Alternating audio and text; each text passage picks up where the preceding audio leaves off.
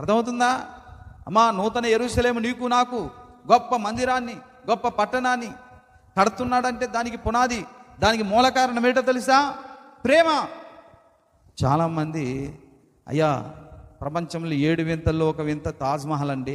అరే తాజ్మహల్ కట్టడానికి ఏందిరా అసలు కారణం అంటే ఏమంటారండి? చెప్పాలి. తాజ్మహల్ కట్టడానికి అసలు కారణం ఏంటండి? అవునా అంటారా లేదా? అరే నా యేసయ్య అసలే సిసలైన ప్రేమికుడయ్యా, మన కొరకు నా కొరకు నిత్యమైన శాశ్వతమైన మహిమగల ఒక మందిరాన్ని, ఒక అంతఃపురాన్ని, ఒక పట్టణాన్ని కడుతున్నాడు. దానికి కారణం ఏంటో తెలుసా? ఆయనకి నా మీద ఉన్న ప్రేమే పునాది.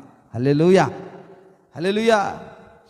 కాబట్టి చాలామంది ఏవేవో పెద్ద పెద్ద కట్టారు కదా ప్రేమకు గుర్తుగా.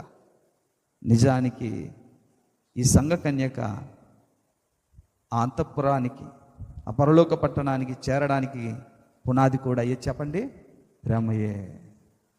ఏం బాబు, నిన్ను నన్ను పరలోక రాజ్యం వెళ్ళడానికి నీ భక్తి, నీ శక్తి, నా భక్తి నా శక్తి కాదే, ప్రేమ.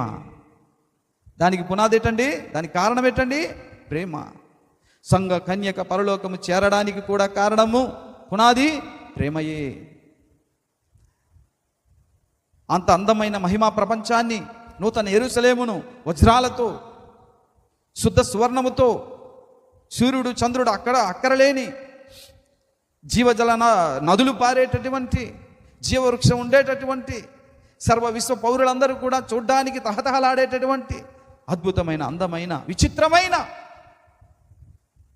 ఆ మహిమ పరలోక నూతన యెరూషలేము పట్టణం కట్టడానికి కారణం ఏంటి చెప్పు? యేసయ్యకు మన మీద ఉన్న ప్రేమయే. హల్లెలూయా, హల్లెలూయా. అసలు ఈ విశ్వ సృష్టికి కారణం ఏంటో తెలుసా? ప్రేమే. దేవుడు తానుగాక ఇతర వ్యక్తులు చేయాలనుకోవడానికి మూలం ఏంటో తెలుసా? పునాది ఏంటో తెలుసా? ప్రేమే. అన్నిటికీ మూలాధారం దేవుని ప్రేమయే.